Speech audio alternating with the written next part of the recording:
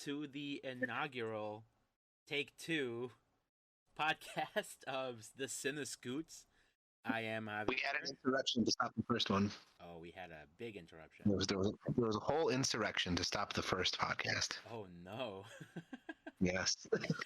With me is. I'm Thano Prokos. Oh, what are we gonna do here, friend?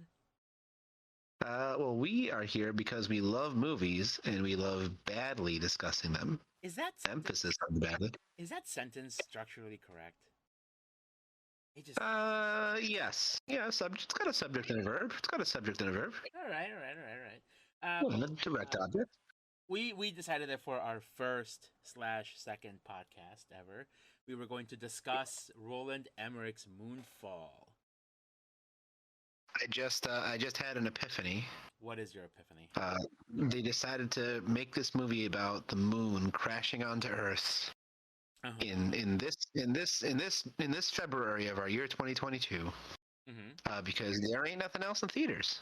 So the moon's got to crash down onto the Earth when there's nothing for it to crash on. Yeah, you're not wrong. Yeah. But anyway, so just the official synopsis, which we've discussed a little bit before, but it's a mysterious force knocks the moon from its orbit around Earth and sends it hurling in a collision course with life as we know it.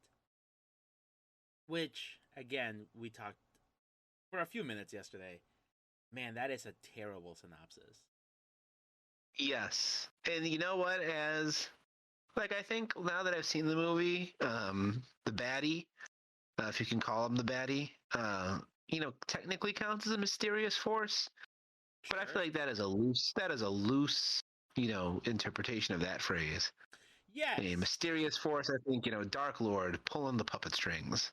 Yes. Them's is just computer chips. We'll discuss this more when we get into the plot and some of the spoilers and all that stuff. But I was thinking about it too. A lot of Roland Emmerich movies don't have like a solid like enemy, right? So for example, 2012, you don't really have a villain, right? It's just nature, force of nature. Same with what was the other one? The Day After Tomorrow. You have all those disaster movies where there's really not like an evil presence, and that's kind of what I thought was happening here when I first saw the first trailer. I was like, oh, this is kind of cool. And then as they showed in more trailers that there was like something attacking the moon, I was like, oh, okay. I wasn't sure where they were gonna go with it. I think so. Spoilers at this point. For anybody who cares. By the way, at some point, if this podcast becomes a thing, I want the world to know that I really hate the spoiler paranoid crowd. Like all of you who are online on Reddit bitching about spoilers getting posted on like the Star Wars sub. When you've been waiting a week to watch the new episode of fucking whatever, like you are the bane of my existence. And I hope God hates you just as much as I do. Anyway. Damn, the hot takes just keep coming. But I think AI. If this is so AI is the corrupting force behind the moon, right? In this movie. Yeah. I think man versus machine is kind of that hybrid conflict in between man v man and man v nature, right? Sure. Yeah. And I mean, as technology progresses more and more, especially as you see stuff like the metaverse, and alternative realities, I think you're going to see more and more of a conflation between nature and machine. So it kind of is just nature, but it's also kind of not. Yeah, I guess that's fair. That's kind of fair. It's just it's not something that I was expecting when I first saw the trailer. Like it was just like, oh, it's just a good old fashioned like people coming together. Yes, there always have to be assholes, but I was like, in these divided times, this is what we need. And lo and behold, we have a conspiracy theorist who, holy shit, he is right. Yeah. What a twist. What the twist? Well, anyway, just to get into it, so the movie stars, you know, our boy Samuel Tarly from Game of Thrones, John Bradley, Patrick Sam the Wilson, Slayer. the Slayer, Patrick Wilson, who is Ed Warren in the Conjuring movies, and Catwoman herself, Halle Berry. So I decided I figured out who Patrick Wilson looks like to me. Patrick Wilson to me looks like Will Arnett with a disease.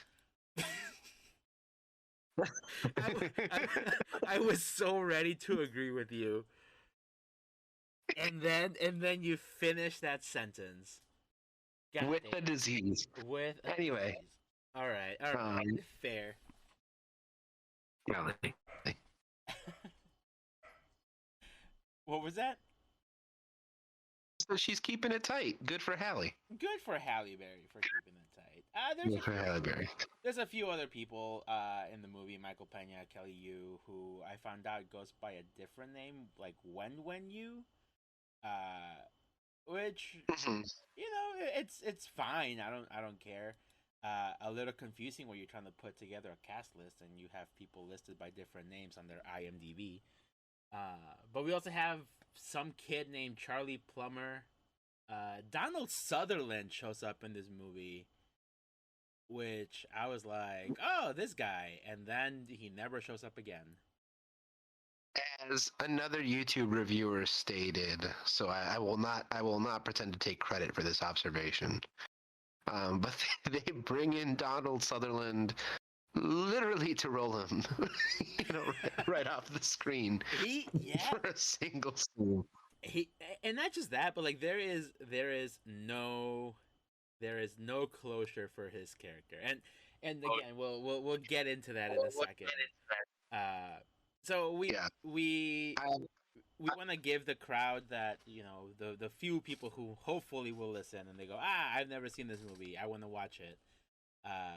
Give them a short little like mini review / recommendation. Yeah, do you want me to go first? Yeah, go first. So, I like to, as I was thinking about this movie, I went into it being like, will it be so bad that it's good? Right?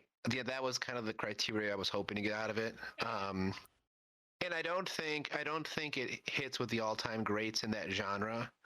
But I think if you are in for a stupid good time, especially when there's not really much else in the theaters, or if you're really just looking for some obscure flicks to catch, I recommend it. I recommend some Moonfall. Very good, very good. I'm on the same boat. I was walking in expecting something completely ridiculous and very stupid. And I overall, for the most part, got that. I will say I was hoping for a little bit more like pizzazz in the destruction scenes. But it gets the job done. Like, if you're interested, I would say definitely go see it. To me, you and I have discussed the Meg a couple times, tangentially while watching this movie. And to me, like the Meg, I wish it and this is going to be so odd to say, I wish it just leaned in a little bit more to the ridiculousness.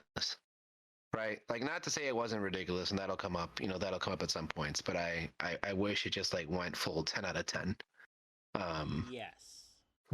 And I think the problem with it is that, and correct me if I'm wrong, I think you may have pointed this out while we were watching the movie. How self-aware is the movie, right? Yeah, I'm still not sure.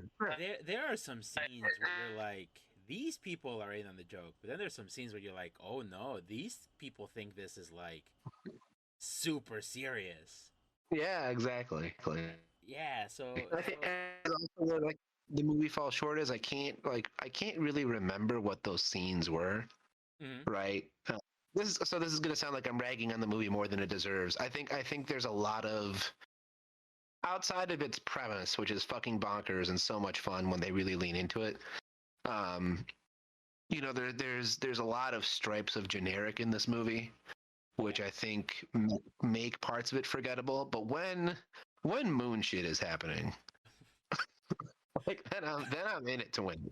Yeah, and that has always been a problem with the Roland Emmerich movies, right? Like when shit is going down, like when the people are in the thick of it, like you're like hell yes. But as soon as he starts like investing in like the people portion of it, like the family drama and like all these like complicated interpersonal things, like the movies usually just kind of tend to nosedive. Yes. And you know, I get it. You need something to kind of ground you. I guess like you need to be invested in. Otherwise, like it's like fuck it, just destroy the whole fucking planet, right? Right. But I mean, like I feel like that's just there's just too many cooks in this kitchen. Too many cooks. The whole 9 minutes of that song is in this kitchen. Oh, I will. absolutely. So I will say, like, and I've made this point before. Um, where I understand like the unnecessary human B plot Mm-hmm. in a disaster movie is in a movie like the first Godzilla, Sure. right? Where like you can't just watch the beautiful giant monster destroy Tokyo all movie. Like Oh, you need some sort of humanity to ground it. yeah. But there's actually like a potentially really interesting dynamic in between Patrick Wilson, John Bradley, and Halle Berry here, where like their triangle of three could really like hold the whole movie. Oh, absolutely. And the cliche military and like NASA people that they interact with, sure, that's fine. But the whole B plot with Patrick Wilson's kid, the mysterious foreign exchange student, um, and Halle Berry's kid, that that doesn't really ground anything No, whatsoever. no, absolutely not. Yeah. Yes, and so yeah, so Kelly Yu plays a foreign exchange student, which Thano, I swear to God, it's got to be 3/4 of the way through the movie. I turn to you and I'm like, who the fuck is this girl? Is she the nanny? Is she the new wife? Is she like the girlfriend? And he goes, I think she's a foreign exchange student. And I'm like, when the hell did that happen? I don't know. There is one dropped line where Halle Berry mentions that. But before that line, I think she's had a couple scenes already before that line occurs. A few, But definitely. I do not remember. I do not remember specifically. But it was a weird choice. I like her as an actress.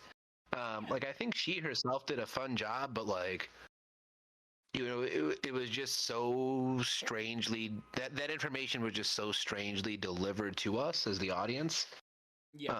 that you're kind of like left leaving your head scratching. And they don't do anything interesting with her. That's the thing. So that's kind of where, like we said earlier, where you're like, are they aware of what's going on in this movie? Are they not aware of what's going on in this movie? Like, I think if you're going to include like a Chinese foreign exchange student in this film, go fucking bonkers with it. Like, I don't know what choices you can make, I but mean, that was can't go strange. you can't go too crazy, right? If you go too No, crazy and then they're like, "Well, is this like a racist thing?" But you could at least have her do something a little bit more fun. for sure, Uh, you for know, sure. again, it became one of those things you mentioned yesterday that there are some characters that could easily be condensed, right? Mhm. You mentioned that John Bradley, whose character's name is KC. Casey. Casey Anthony. Jesus, is it really Casey? No, it's not Casey. No, You no, son of it's a no. bitch. I know his last name is listed on the in the credits of the movie, and I was like, Houseman, Casey Houseman. Houseman. Him and Sonny, who is Patrick Wilson's character's son. You mentioned that those two characters could very easily be kind of merged into one, and I think you save money because then you're only hiring one actor. Then Yeah. B, you also help kind of tightened the plot a little bit. You no longer have to deal with this whole weirdly stupid plot line of holy shit, my son got arrested for joyriding. Gotta break him out of jail. Yes. You know, I think it would help so much to just have those things just a little bit fine tuned. And there's a weird, so it's interesting when he's in jail. Like Patrick Wilson's character is like desperate to get him out, right? Yeah. And I think, correct me if I'm wrong, but I think in that initial court scene, he is not aware that the moon is about to fall. No, he just wants that white privilege. Yeah, and I would be sad if my kid was in jail too, but like this guy's like, for what'll probably be like a light felony. like, I mean, this guy is ready to, break the bank open. He is dead ass trying to fucking bribe the judge. Yeah. And like he's doing that as everybody is finding out around him that like the moon is falling. Exactly. And you're like, homie, read the room. Everybody's freaking out, and you're over here like trying to bribe a judge. Yeah. And I think it's to the point where, I mean, to me, it would make character sense that this kid who's upset about his dad being like, unjustly terminated from NASA, being made a laughingstock. Yeah. Because of what he saw in space, and then having his home life ruined from his parents' divorce. It makes sense that he would become a conspiracy theorist, bent on proving that his dad was in the right. Absolutely. Right. And that is the much more humanizing aspect. Like it feels like this movie really tried to kind of humanize like the conspiracy theorist. Like they give Casey like this whole arc with like his sick mom. His mom's like, "Oh, buddy, I believe in you," and all this shit. But like, especially with 2020 through 2022, all these fucking conspiracy theorists, like the last thing you need is to like whole ass like, validate them. Yeah. But like, I think if you're gonna do it, at least go from that angle of my dad saw something, I'm going to prove that he's not fucking insane. And I think, so I will say, I didn't find the choice that he was a conspiracy theorist like too problematic. Mm-hmm. Mostly because to me he rings of like a pre 9/11, like an innocent benign conspiracy theorist, right? Yes, it's the flat earthers of the moon, I would say. Right. Like, he's not the type who has some very problematic feelings about a group of people that Whoopi Goldberg does not believe is a race. Right. Right, like he's just on about the moon, and that's right. He thinks we landed on the moon, right? So like in terms of conspiracy theories go, like this is a very tame Beanie Baby conspiracy theory. It's wait, Beanie Baby. Yeah, I made up the metaphor, like, kind of on the spot. But imagine just like a cute little Beanie Baby, right? It's not going to hurt anybody. Gotcha. I thought you were saying that there was actually a conspiracy theory behind Beanie Babies, which. Dude, I fucking wish there was. But anyway, but really, it's to trim down like that plot line, right? I don't give a fuck about Sonny, right? No, nobody. And forgive me, like I'm sure that this actor might be a very nice person. Like, he looked dead in the eyes. Oh, he does. Yeah. He looks rough. He looks rough. And I don't know how intentional that was, but he was just like not pleasant to follow his story, not pleasant to look at. Had his name not been Sonny, and I just found that hilarious that the titular characters, or not the titular, but the main character is like, son is named Sonny. I would not have remembered his name, right? So it is definitely a certain degree of stupid to just be like, get it, Sonny. Sonny. It's like if Roland Emmerich was like at a board meeting and they're like, all right, so we have this guy, his name is Brian. We have this scientist, his name is KC. We got this woman named Joe, which I have a thing about that, by the way. And they're like, and what's Brian's son's name? Sunny. Yeah, Sunny Sunny. boy. Sunny Yeah, boy. It seems like a weird, like a dumb choice. It's such a minimal thing, like if you think about it. Like it's definitely a nitpick for me, right? for sure. But like, come on, man. Yeah. So let's kind of so we've gone all over the place, which is fine. But I want to talk about Donald Sutherland. The moon was Like going in its orbit. the moon is going off its orbit. I listen. Yeah. If anybody really cares, they'll watch this fucking thing, right? And then they'll be like, "Oh, that's what they were talking about." But all right, so Halle Berry works for NASA. She was also up in space when Brian saw everything like happen. His friend died. He landed the ship. He was a hero, and then NASA's like, "We're gonna cover this shit up." Fine, I get it. Then Bab's dad from It shows up, who looks like a fucking sleaze in any movie I ever see him. He's like, "I quit. I'm a leave. You are now in charge of NASA. There's some sketchy shit. Go to this warehouse." All right. She shows up at this warehouse. She's digging through shit, and who just fucking rolls in to the goddamn scene? Fucking President Snow. President Snow. President Snow. Like, out of nowhere. He dumps a bunch of exposition, and then he just fucking dips. Like, Yeah. he's on there. I swear if I took a timer, he was on screen for 45 seconds. So I am fascinated as to how actors of that tier take like these kinds of movies. And I don't see it as anything degrading. That's not the angle I'm going for. But like, you know, they have to be talking for their agent. They have to be like, all right, I want to get paid for something, but nothing that takes too much of my time. Well, how about fucking Moonfall? How about fucking? And then he's like, do I have to stand up? And he's like, nope. Bare And then minimum. he's like, You show up, sign me up. you mumble a few lines, and you cash your check. Which, you know what?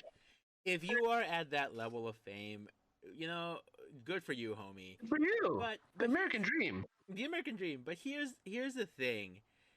Before that scene happens, like they're showing Halle Berry through like CCTV footage, right? Yeah. And he's like cleaning out a gun, and I'm like, all right, is he gonna like try to like stick him up? And that doesn't happen during the scene. He like wheels off away. Excuse me, I almost said walks away. He wheels himself off screen, and I'm expecting, all right, he knows shit is going down. He knows that the world is pretty much coming to an end. I was like, he's gonna shoot himself. He's just gonna be like, I'm gonna take the way out. Not even that. We don't even get that like conclusion to this guy. Yes. And something I found funny, puzzling, but also frustrating, but more so puzzling about this movie is like the NASA people just like straight up give up. Which I'm not saying is, you know, I'm not saying is totally unrealistic, because, you know, who knows how people would react if like we had this cataclysmic of an event happening, right? Sure. But they're like, all right, peace, I'm going to Colorado. And I'm like, my dude, like I don't think you realize the severity of this event, and that you are the only people on Earth who are potentially equipped to stop it. Yeah. And I don't know how long Colorado's going to do you in the, you know, in the long term, especially once the moon fucking rips apart your atmosphere. The consequence of it is just like, you know, it is a testament to like the imagination of this guy, who's like, all right, what could I do that is just going to like wreck wholesale ass like on this planet? Like he's had like giant tidal waves, he's had like massive volcanic eruptions, and you're like, oh yeah, I could see these people making it out of this, kind of. You know, you bunker down, you adapt, but like, man, like I feel like he went for like the daddy of all like shit that could happen. So do you mind if I pivot to what worked about this movie real quick? Yes, go for it. Cool. So I mean, so as we said before, like, you know, when shit hits the fan, like shit's good. The destruction scenes, I so thoroughly enjoyed, especially when, you had this moments where you looked like you were opening up a child's toy box. To me, it looked like the movie had so much fun playing with the creativity of what they could just eat, across, across the world. Yes. And playing with gravity, right? I thought that none of that shit was groundbreaking, but that's when I was having a good ass time while watching. Yes. And so how many like disaster movies like do you like have you watched? Like you said like, oh yeah, I've seen a lot, or like a couple. Not that many, to be honest with you. So that's kind of where I'm coming from. Well, my point is like all of Roland Emmerich's movies except for the one that he wrote, Stonewall. But I've seen like all of his like big tentpole movies, right? And Mm. and I've always found them to be like very cool as far as like the destruction goes. I feel like this movie is probably the one that I've been like, it's kind of tame. Yeah. There's some cool shit that happens. I'm not saying there isn't, but like if you think about it, a lot of those scenes are very quick. Like they don't. It doesn't feel like they take the time to like show you the actual scale of it, because a lot of it you see from like a distance. You are not like in there like being dragged by shit. Like you're not driving through it. There's one scene where they do show what is it, a fucking Lexus just speeding through like an exploding city. And that was pretty cool, I will say. It looked awful, like the CG it was not great. But I was like, this is kind of exciting. It gave me something. But I don't feel like there was anything as cool or as like thrilling as like in The Day After Tomorrow, where you have the giant tidal wave coming into New York and the people are trying to like outrun the tidal wave. There was never that sense of like suspense. Yes, I'd say the closest thing that would come to this sense of suspense you're describing is whenever you get those shots of the moon, like, like rising, Just swiggity swooty. and they're being chased by Michael Myers, Yeah, right? I mean that was pretty cool though. Like I'm not That, gonna lie, it was when we were watching, when I would watch the trailers and they would show that like one few couple of frames of like the moon coming over the horizon. I was like, there's no way these people are making it out alive. yeah, But then like watching the movie, like the way they explain it, like how it's coming so close to our orbit, but then it like wraps around. I was like, oh, okay, that kind of makes like logically in my brain. I'm like, okay, I can make that make sense, right? But it was pretty cool, and seeing the effects, like you mentioned, the gravity getting all fucky, and like having the tidal waves come in, and then eventually like some chunks would come off the moon and start raining right. down like that. Yeah, that was pretty cool. I don't know if you caught it when the NASA guys launched the space shuttle, right? They're talking about like, oh, we have a gravity wave coming, and I was like, oh, that's kind of cool. And then they're like, all right, we got to get into the chopper, and you see the two guys like Moon bounce. jump. I was like, that is really fucking cool. Yeah, and then of course there's the scene with the tree, right? Where Yeah, the scene with the tree. That's like the granddaddy payoff of that same little like yeah. mechanic, right? So more so conceptually, like I think the gravity mechanics are cool. I agree that visually, it's not that they fail, but they never they never crank it up to a 10, right? Yes. But I think that goes back to my review. It's a stupid good time. Oh yeah.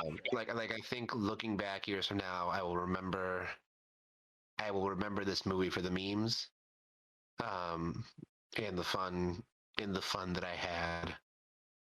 But I don't know how it will stick out for me besides that. Yeah.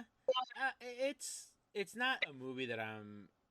All right, so I've gone on officially slash unofficially on the record proclaiming my love for this movie on my Facebook groups. I'm like, this movie is gonna win 2023's Academy Award for Best Picture. I'm Right. calling it. You know, but yeah, you know, it's like a sarcastic take and everything. But it got to the point where like I really kind of do like hold this movie in the special place. Like, don't get me wrong, I really liked Scream, right? I Yes. had a lot of fun. I've seen all the other movies. I know you haven't seen any of the other ones, so that may also kind of impact how you felt about Scream.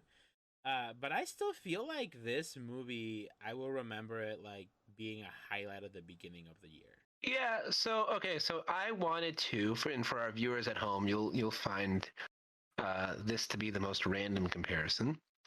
Um, I wanted this movie to fall into the pocket that Ma is in my heart. 2019's Ma, right? The snub of The snub. of 2020 Academy Award nominations. Yes. No love for Academy Award winner Octavia Mhm. Spencer. No love. No love The for Space Force's Diana Silvers. Space Force's Diana Silvers. Yeah, no love. So here's what I'm saying. I expected Ma to be like a subpar movie before I went into it, right? Mhm. But this is where I'm only 10% joking, but I'm not. It had such tonal range where it was like sentimental, it was hilarious, it was scary, it was sad, it was like wholesome. That it was such a beautiful tonal mess that I was pleasantly so pleasantly surprised and fulfilled walking out of that movie. And I am pretty much down to fucking watch Ma. Like whenever someone is. I wanted this to be in that camp. Right? Yes. Just like a splendid mess. And it's not a splendid mess for me, it's a fine mess. Yes, it's close. Don't like it's not terribly far off. If it had done a few different things, I feel like it could fit into that category. Yes. Tightening up the plot a little bit, maybe condensing some of the characters that we talked about, maybe sprucing up or changing some of like the set pieces. I feel like could help. It's so close, which I think is the most frustrating thing. So there's another pocket in my love for bad movies that is filled by movies like Black Christmas, right? Where you watch that movie and they take themselves so seriously that you just have to like point and laugh the whole time, right? Like you're laughing at the movie, not necessarily with the movie. Yeah. But you're laughing at it so hard that you just walk away enamored with it, right? Like it's your friend's stupid ass little brother who thinks he's just so the hot shit, but he's so easy to make fun of, and you just love him. No. You love him for that. And I would say Moonfall does not necessarily fit into that category. And while I can be disappointed, I think I'm going to choose to go out of this experience thinking that this to me is what is so beautiful about films and stories in general. Like, in just the swath of the bad ones, there's such a good spectrum of like badly told stories that still make you feel joy and happiness to be seeing something unfolding in front of you on the screen. That I ultimately have to take Moonfall in with open arms.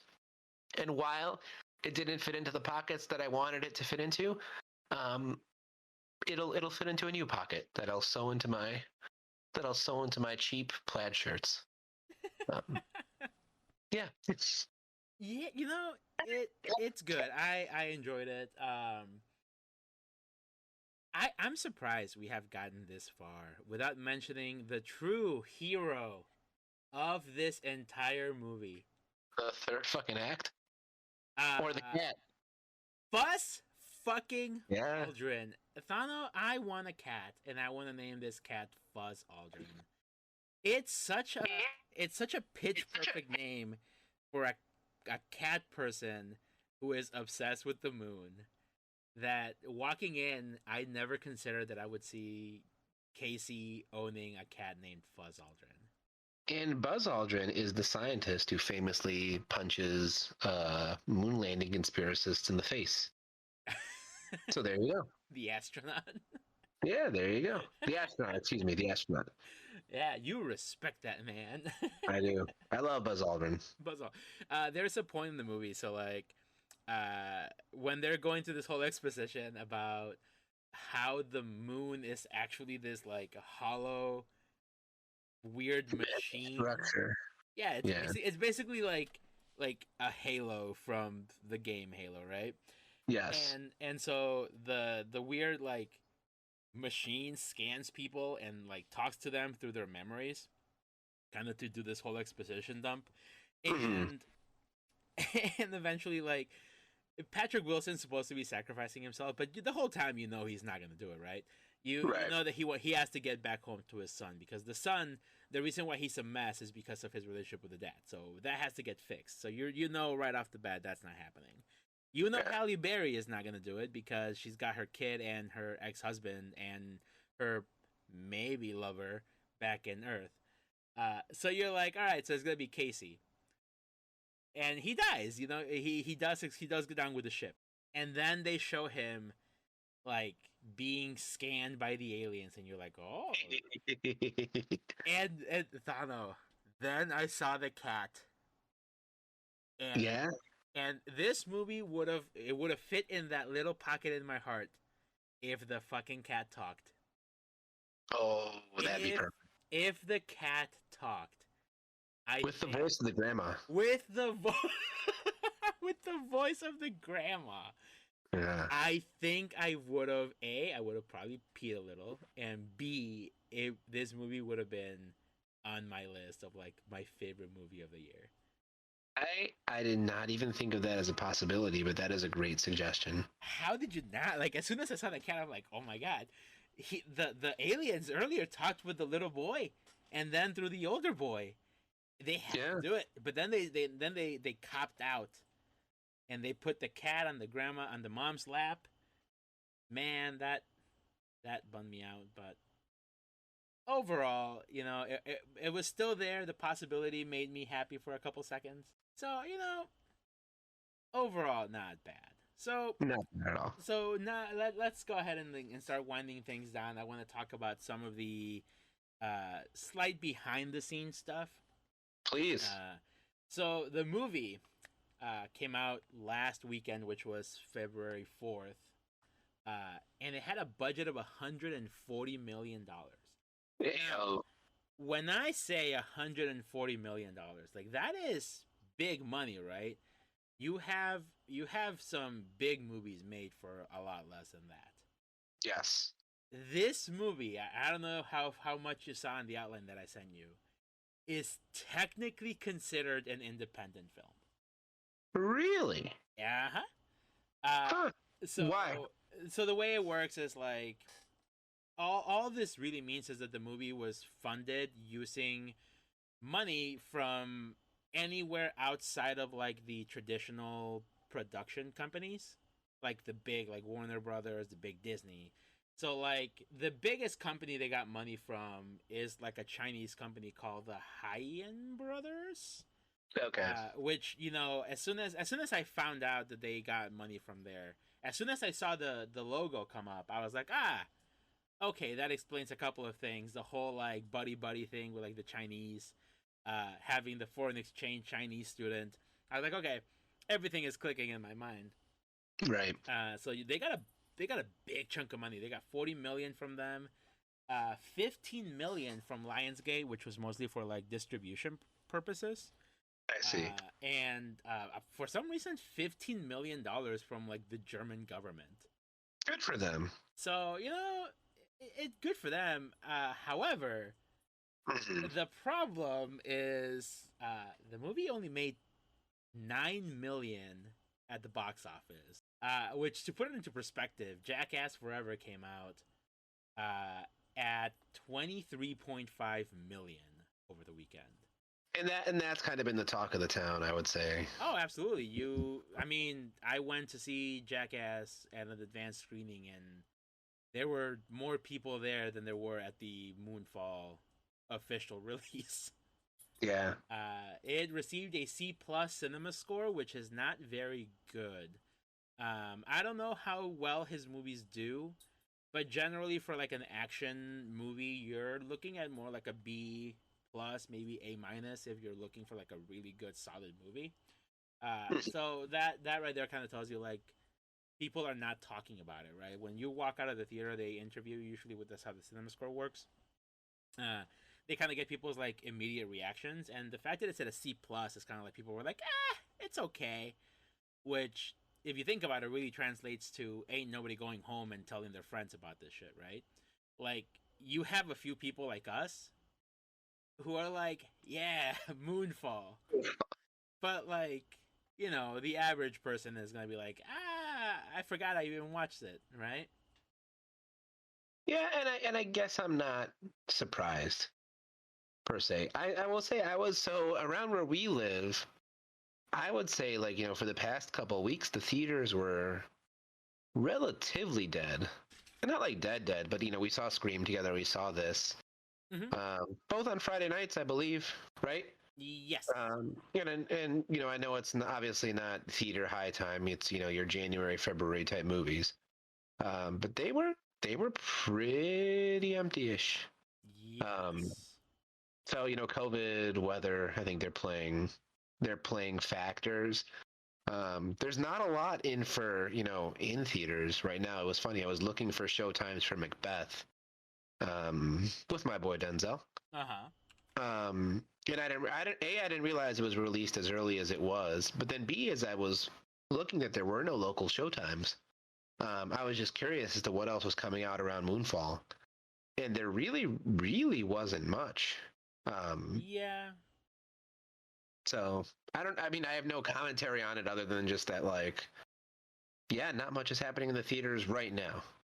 So, well, here's the thing, right? So, like, let's keep going on Scream, for example. So, yes, the theaters have been pretty empty overall, but consistently, you have movies like Spider-Man that are making a lot of money, even well into January, right? Yep. Scream came out halfway through January, and it opened with about $30 million if you include the Martin Luther King holiday, right? Right.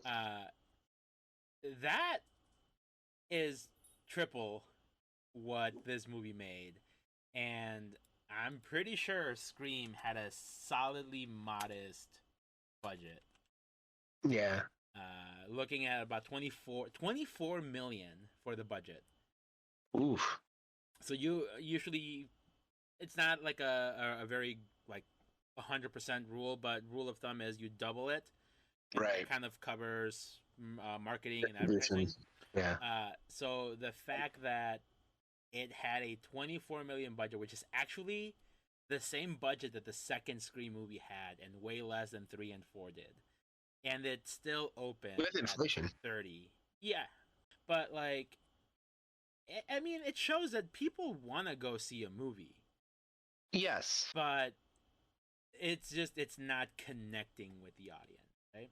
Yeah, exactly. Yeah. So I guess to kind of close this out, I want to play a little game with you. All right, let's play. All right. So Halle Berry. Right? Okay. You don't know what her name is. In this movie, I do not. In this movie. All right. So her name is Jo Fowler. Joe. Joe J.O. Fowler. They named Halle Berry Joe. Now, Jo Fowler obviously stands for something. Ah. I will give you $10 if you tell me what you think Joe is short for. Joaquin Phoenix Fowler. Close. Johannesburg. Oh, Jesus. South Africa Fowler. Johannesburg, excuse me. When I first saw, I was like, oh yeah, her name is Joanne. And I went like all of recording yesterday thinking it was Joanne. It was not. It's Jocinda. Nice. Jocinda Fowler. Nice. What a name to go off of. Well, sure. What does KC stand for? It does not say. It does not say. Does it stand for Casey Anthony? Oh Carl. It does not stand Meaning for that K itself just stands for Casey Anthony, and then C stands for another name. Another name. Another name. Well, do you have any final thoughts before we close out? I would watch it again. I would love to do a Moonfall marathon. Didn't you mention like another one that like kind of fit? Today was Black Christmas. I don't know if I've mentioned another one in the past, but at least those two. At least those two. Yeah, they could definitely make for a fun like double feature. Yeah. Yeah, you know, I agree with that. We should look into that. I'm sure our friend group would absolutely hate it. But well, that's fine. I think if you give people enough booze. Exactly. This could we watched the Snyder Cut with them. Yeah. Yes. You know, I had more fun watching this than the Snyder Cut. These two movies put together are objectively better than the Snyder Cut. And probably shorter in runtime. Absolutely.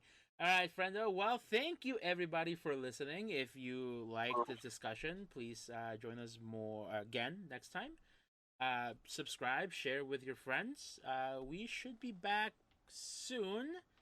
I'm not sure really what movies are coming out soon that are worth reviewing, but we'll find something, right? I might be down to review that Owen Wilson Valentine's Day movie. I think I'm gonna be going to see that. Death on the Nile comes out too. Death on the Nile. Have you seen the other one? No, but as I mentioned to you via text, I have eaten at the restaurant that is now built where Agatha Christie wrote Murder on the Orient Express. And it was very disappointing. You know, here's the thing. Here's what we could do. Mm-hmm. We could go watch Death on the Nile one of these days. You can review it with me from your perspective as someone who hasn't seen the first one. And as someone who's eaten at that restaurant. And someone who's eaten at that restaurant, which gives you a lot more perspective than any human should ever possibly need. So much perspective. And then I could watch it from a perspective of someone who's seen the first one. So I think that could be a fun dynamic. Love it. What a niche. What a niche. All right, everybody. Well, if you follow people on Twitter, I am at Shadows1192. That's where you can find me. I don't have a Twitter that I want y'all to follow yet. But that's fine. You just follow him. Yes, follow me. You can follow me for my spicy takes. But yeah, we'll be back with either one of those two movies. Thank you for listening to the Cine-Scoots podcast. Until next time. Bye-bye. Bye-bye.